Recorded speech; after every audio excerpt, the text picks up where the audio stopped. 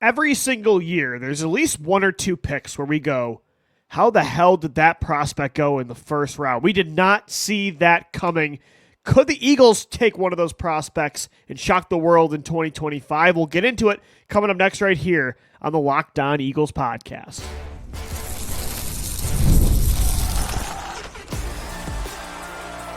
You are Locked On Eagles, your daily Philadelphia Eagles podcast.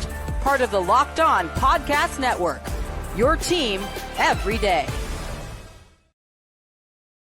We thank you so much for making Locked On Eagles your first listen each and every day. Welcome in, Eagles fans, to this Wednesday edition of the show. I'm your host, Louis DiBiase. On today's episode, we're going to talk about surprise first-round prospects that could be taken on day one that right now are not being projected to be first-round selections, as well as getting into prospects that could be seen as consensus day one picks that might end up slipping into day two, closer to a second-round pick than a first-rounder. All that and more coming your way in this Wednesday edition of Locked On Eagles. And, again, every single year, we think we have the draft figured out. Mock drafts, we try to do these predictive ones where we feel like we have a good understanding of what each team needs.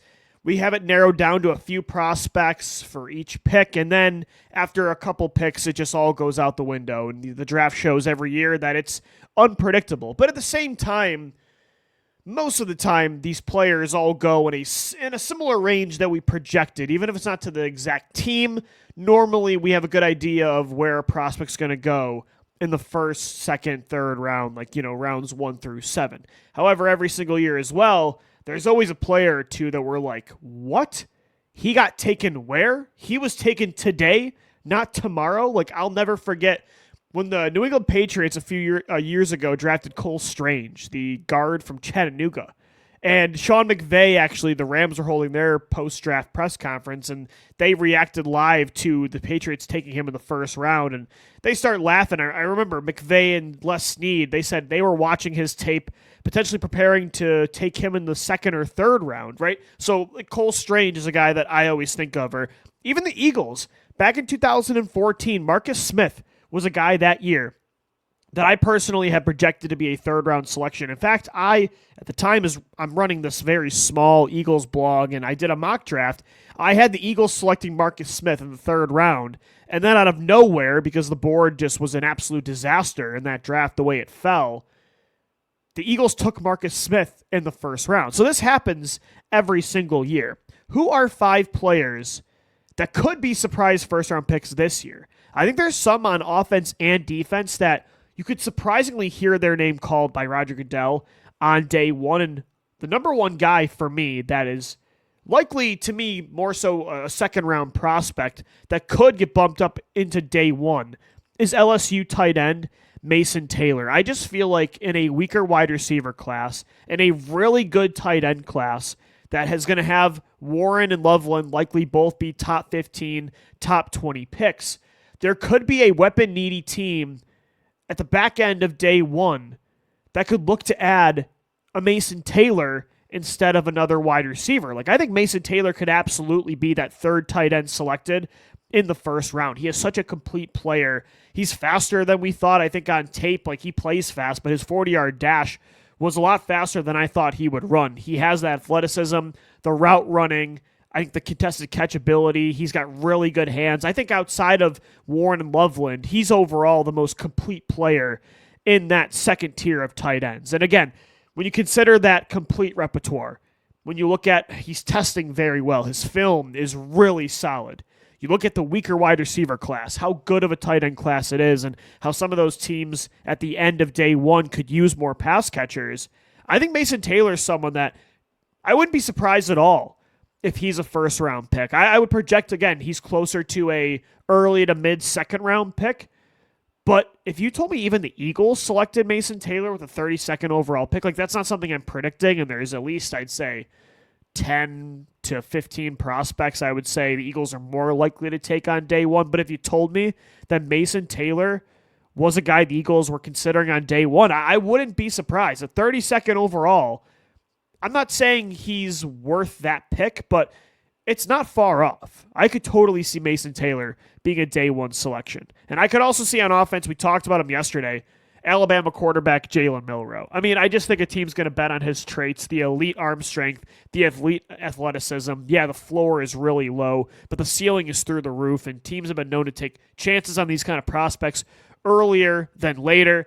The Pittsburgh Steelers, the Cleveland Browns, the Las Vegas Raiders, the New York Giants. There's going to be a team that passes on Shadur Sanders and even a Jackson Dart that's going to want to come back into day one, get that fifth-year option for a quarterback, which is so crucial. And I think they're going to take a chance on Jalen Milroe. There's a reason he accepted the invitation to Green Bay for the draft in the green room, because I think Jalen Milroe has a good understanding that there's a chance that he could be a first-round pick. So I think right now it's shocking, but in 2 weeks, the draft is 2 weeks away from tomorrow. By that time, is it going to be all that shocking? I don't think so. I don't think this is going to be a Michael Penix of last year where you're like, what? He went in the top 10, top 15? Same with Bo Nix. But Jalen Milroe right now, if we heard his name in day one, I think it would shock the majority of people. I think it's likely at this point that he's a first-round pick. And then on defense, there's two guys, a pass rusher and a defensive back. The pass rusher is going to be UCLA edge rusher Femi Oladejo. And again, this is another guy I think 32 is just a little too rich for. You should probably take him if you really want Oladejo. If he's your guy, you probably move down a little bit from 32 to a pick in the 40s in the second round. But I could totally see the Eagles, like Mason Taylor, being the team that shocks the league this year and takes Oladejo with that 32nd overall pick. I think they're going to really like his traits. They're going to try that Jalen Hunt type of move yet again. Bring a player in that's newer to the position but has the traits, has the character, high leadership ability, the motor is there. Oladejo's an athletic player on the edge. I think his name could get called, surprisingly, in a deep edge class. Again, each team's going to have a different preference of what they're looking for in a pass rusher, and I could totally see Oladejo being somebody a team falls in love with in that 25 to 32 range. If the Chiefs took him, I wouldn't be surprised at all. The Bills, the Eagles, the Baltimore Ravens. Oladejo feels like a Baltimore Raven. I could totally see that being the pick at number 27. The Ravens always have, their own process, a very different process than other teams across the league. And then on defense as well, a surprise first-round pick. Actually a safety, and no, his name is not Malachi Starks or Nick Emenwari. It's Notre Dame safety Xavier Watts. I just think when you look at his strength, his number one superpower, why he's going to be a first or second round pick, is the ball hawk turnover ability. And teams want players that force turnovers. Playmakers on defense in the secondary, it's like having gold. That's huge. It's crucial.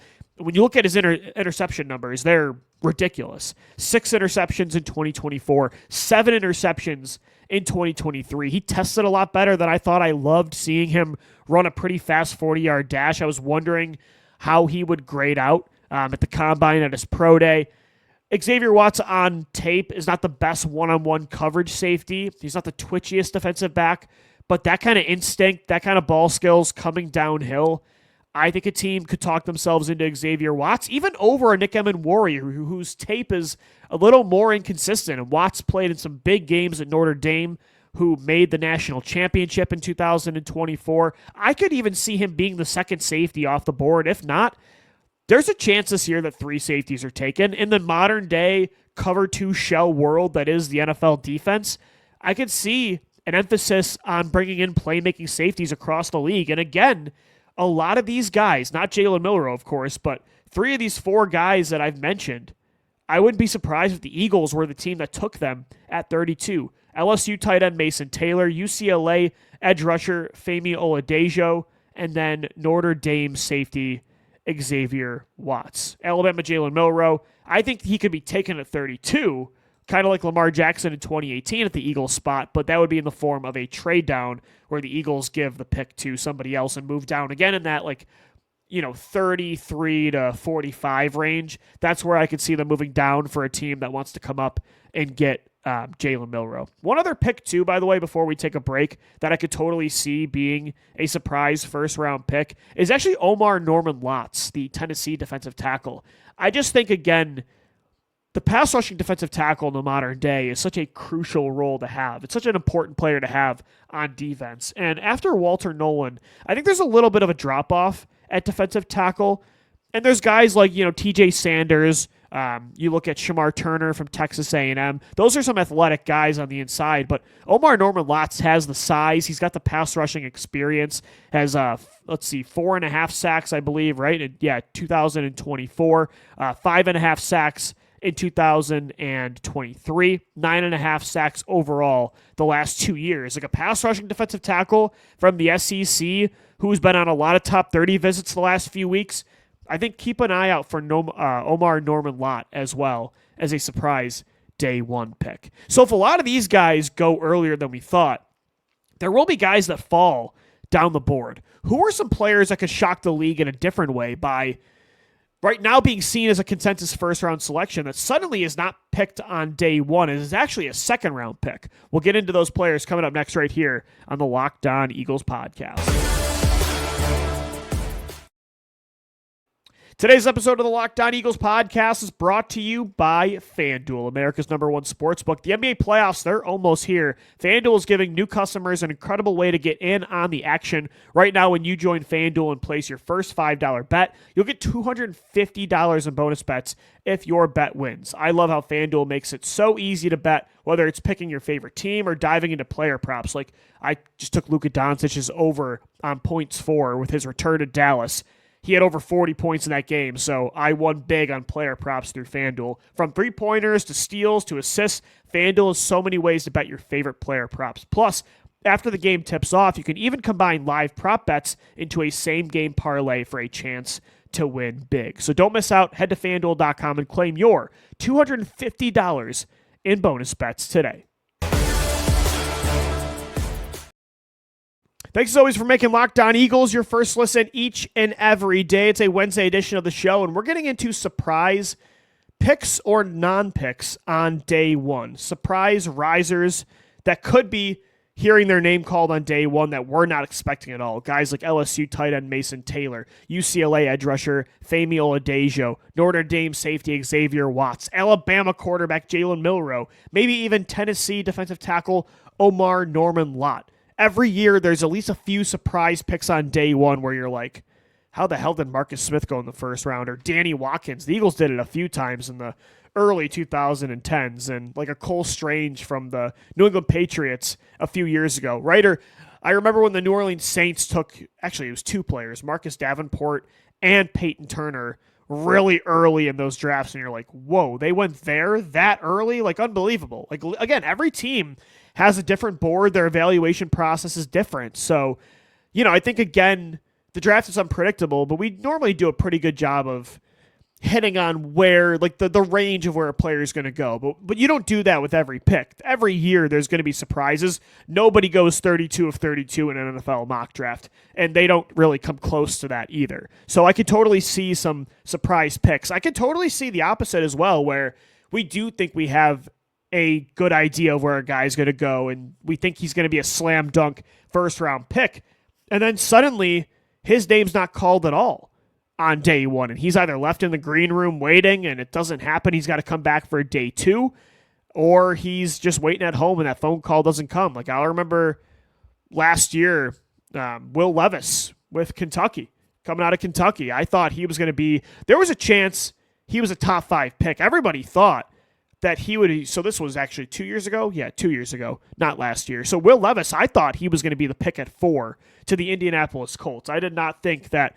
they were going to take Anthony Richardson, and Will Levis ended up falling down. I'm like, oh, somebody's going to come back in for this kid. He's got high upside, like the height is there, the toughness, the mobility, the arm strength. Someone's going to come back in for that 5th-year option. Nobody did. The Titans took him in the 2nd round. So I could see that again happening this year. Not at quarterback. I don't think like there's a chance Shedeur Sanders is a 2nd rounder. Could I see Jackson Dart or Jalen Milroe being a higher pick? I wouldn't predict it, but that's not something that I'm throwing out the window, right? So every year there's something shocking. Here are some players I think could be 2nd-round picks instead of the obvious day one selection that we're listing them to be right now. And one of them, I think this one's a little more obvious, Texas A&M edge rusher Shamar Stewart. Again, the traits are there. You love he's an elite athlete. RAS scores through the roof. Like, this is a rare player from a size and length standpoint, from an explosiveness standpoint. Like, you combine all his physical gifts, and this is a guy that's built like a Myles Garrett, right? Like, he looks like that kind of player, like a cyborg at the next level. Everything you ask for in a pass rusher, if you were building one in a lab, Shamar Stewart looks like that guy. But the production is just not there, and it's not even close. So a team is absolutely going to see his ceiling as worth taking a chance on, but I could totally see a lot of teams saying, we want to take the chance, but it's just not worth it in the first round. A first-round pick is a lot different than a second-round selection. There is a added pressure that comes with day one selections, especially to produce right away. And Shamar Stewart, I'm not sure if he's a guy that's going to produce right away. And when you combine the fact that, on top of that, that there's a lot of other pass rushers to choose from, maybe there is a surprise pick like a Famio Adejo coming out of UCLA on day one that could bump Shamar Stewart down. I think there's a chance that he is not a day one pick. Again, the production, it's not just that he's, didn't produce like other guys, never had like a 10-sack season.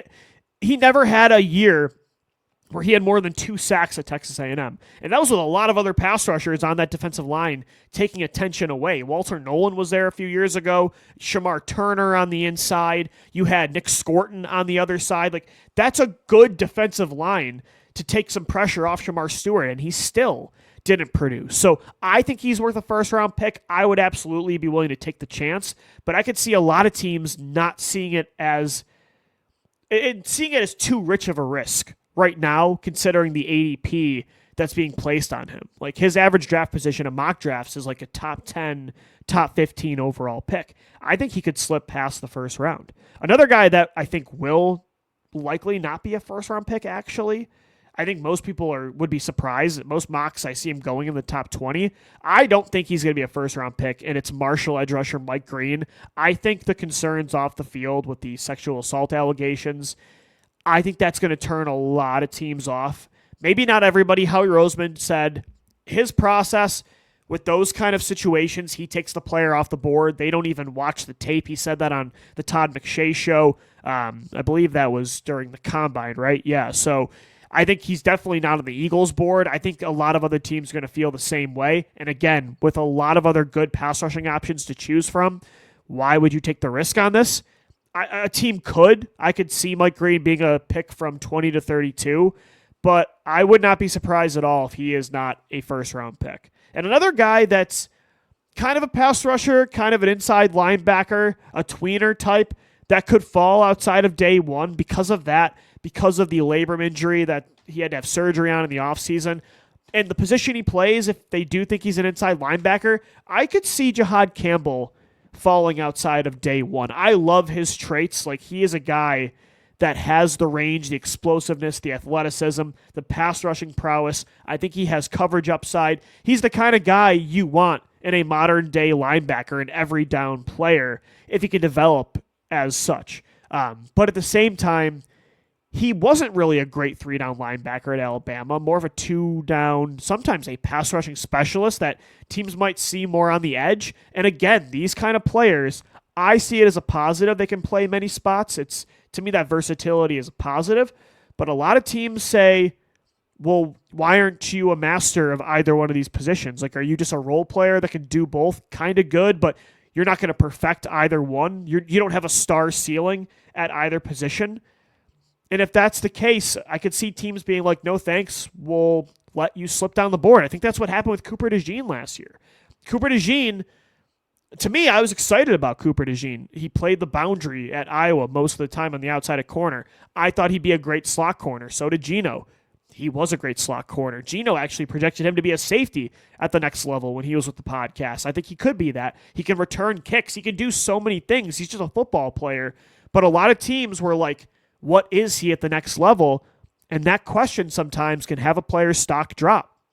Sometimes, versatility can be a good thing, but some teams see it as, okay, do you have deficiencies at certain spots that make you a player that has to rotate at different spots. You're not a full-time player because of weaknesses, not strength. So, again, you have to add context. Each player's situation is different. The film's got to tell you what the situation is. But I think Jahad Campbell is a guy that maybe teams are like, I don't know, is he an undersized edge rusher full-time? Is he a true stand-up every down Mike linebacker, a green dot play caller? Not sure. Plus the injury for the offseason. I think he's going to be a first-round pick, but I could see him being a surprise fallout of day one kind of guy. I could totally see it. A couple other guys that might not be a first-round pick. I mentioned Xavier Watts from Notre Dame being a surprise first-round selection. That could mean South Carolina safety Nick Emenwari is not a day one pick. Malachi Starks, I think, is a slam dunk to be a first-rounder. If a guy like Xavier Watts went, or there's just a run on other positions, I could see Emenwari falling outside the first round. And his tape, it's inconsistent, right? And he's a safety. How many teams are going to be willing to take a safety in the first round? Not so sure. Like, his traits are through the roof. His physical ability, his gifts are exactly what you want in a modern-day safety. But the film is definitely inconsistent. So I could see Emenwari also being somebody that surprisingly is not hearing his name called on day one. And I could see the same for Michigan defensive tackle Kenneth Grant. I just wonder if teams are going to see the Eagles' investment in Jordan Davis trading up for him in 2022 and how he became a really good run stopper, but he hasn't yet developed as a pass rusher. I don't know if Davis is going to help Grant's value. I don't know if he's going to hurt it, but I don't know if teams are going to see what happened with Jordan Davis as a positive or not, and do they see Kenneth Grant as a similar limited type of player?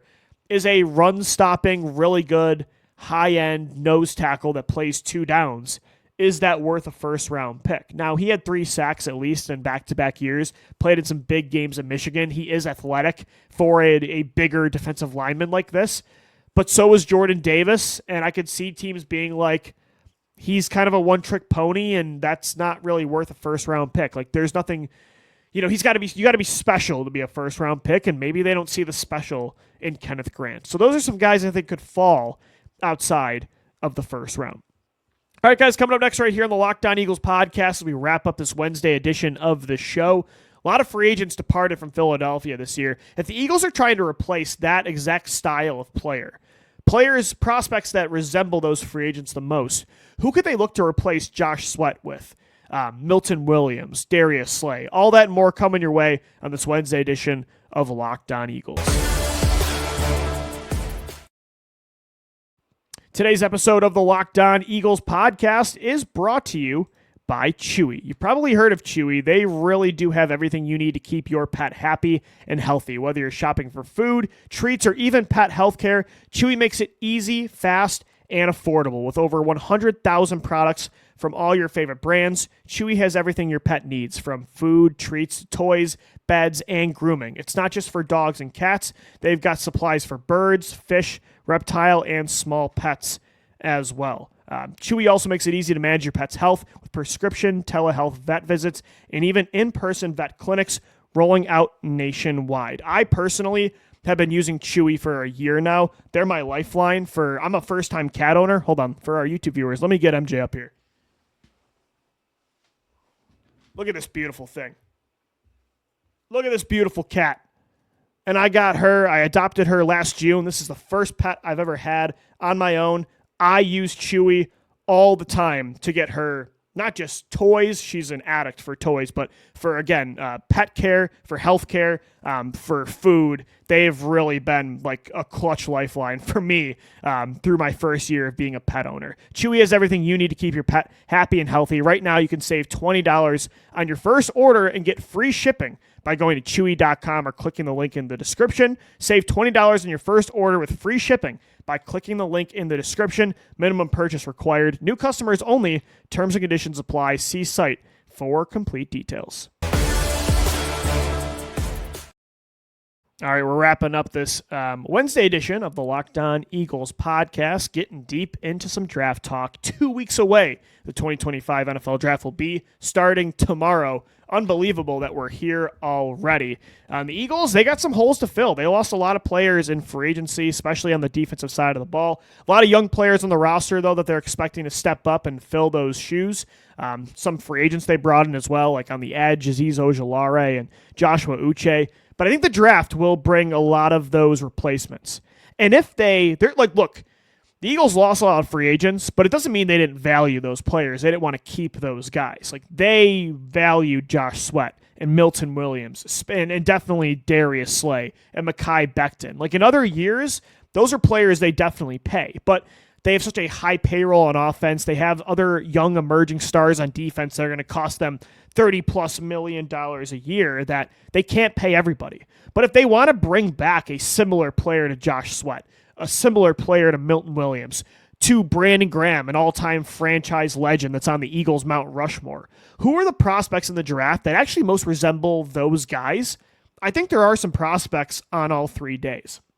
To me, like when you talk about Brandon Graham, there is a player from Central Arkansas that reminds me stylistically so much of Brandon Graham, and it's David Walker. David Walker actually said himself to the media at the Senior Bowl that he emulates his game after Brandon Graham. Like, he tries to play as BG, and it makes sense. He's an undersized pass rusher on the edge that doesn't have the length, the wingspan of a top-tier pass rusher.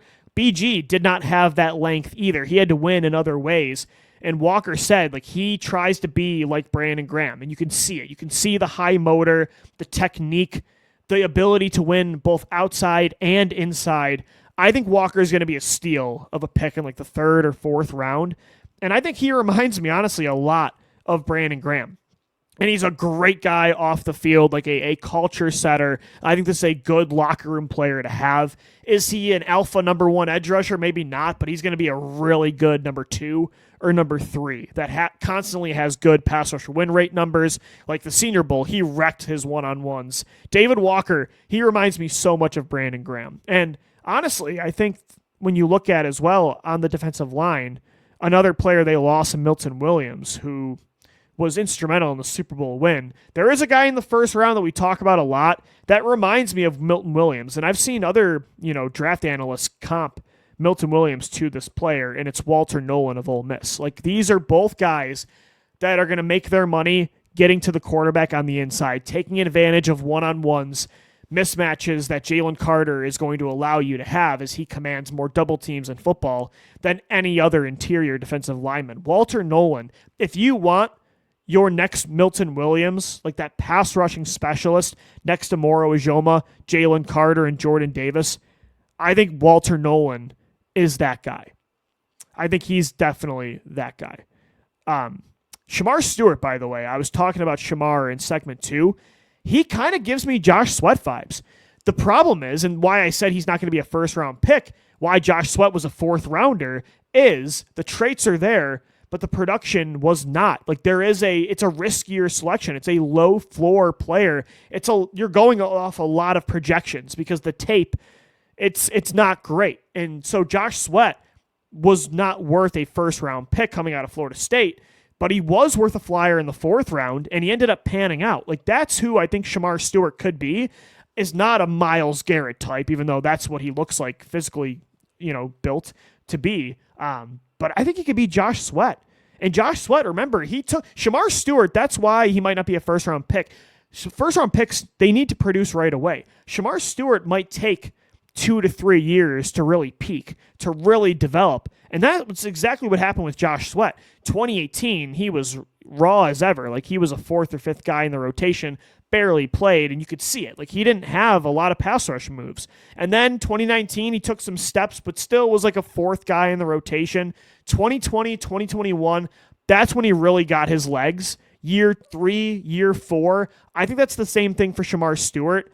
And that's why I could see the Eagles being the team that takes the chance on him, because it did work with Josh Sweat. Shamar Stewart, I think, and he's built like Sweat, I could see him being that next guy.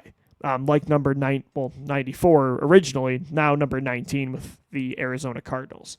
A couple other guys that remind me of some of these free agents that departed.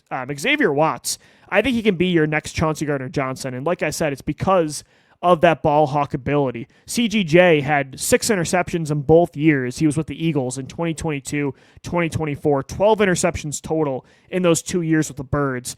Xavier Watts coming out of Notre Dame, as I mentioned, in segment 2, 13 interceptions the last 2 years, 7 in 2023, 6 in 2024. If you want those picks back, if you're trying to get a ball hawk to add next to Reed Blankenship and Sidney Brown at safety, Xavier Watts, I think, can replace what CGJ did best last year the most of any of these safeties. And then 2 other guys that remind me of some of these departed free agents, Kentucky cornerback Maxwell Harrison. I think he could be that speed corner that Darius Slay was for you. Maxwell Harrison clocked in his 40-yard dash at 4.28. Like, this guy has unbelievable burners. He is a good ball hawk, a good playmaker. Like, interceptions was definitely something that was not a stranger to him at the University of Kentucky. When you look at what Maxwell Harrison does best, it's zone coverage, off the ball, making plays on the ball. Had 5 interceptions in 2023. If the Eagles are going to go with a corner earlier than we can expect, I could see them wanting to add some speed to replace Slay. And I could see Maxwell Harrison being that guy. One other guy to compare to some of these free agents, Jackson Slater of Sacramento State. I could see him being a Mekhi Becton type of player. A really big lineman that looks more like a tackle but could play guard with that kind of power, especially in the run game. I could see Jackson Slater being like a 3rd or 4th round pick the Eagles bring in. A lot of raw, high upside, but is not a finished product that they could play at right guard for a few years. And then maybe they develop him to be Lane Johnson's heir apparent. Jackson Slater, like, if they want to keep that kind of style of a right guard like Becton was, where he's big, powerful, looks like a tackle, a mauler there at the next level, Jackson Slater gives me some Mekhi Becton vibes. So if they're trying to replace these guys by their traits, those are players I could see them wanting. David Walker, Walter Nolan, Xavier Watts, Maxwell Harrison, and Jackson Slater. All right, guys, that's going to do it for today's edition of the Locked On Eagles podcast. Thanks so much for making us your first listen each and every day. Make sure your second listen is the Locked On NFL Draft podcast. Get to know all these prospects with our guys, Damian Parsons and Keith Sanchez, part of the Locked On Podcast Network, your team every day. As always, thanks so much for downloading, watching, and listening, and let's go Birds. Fly, Eagles, fly.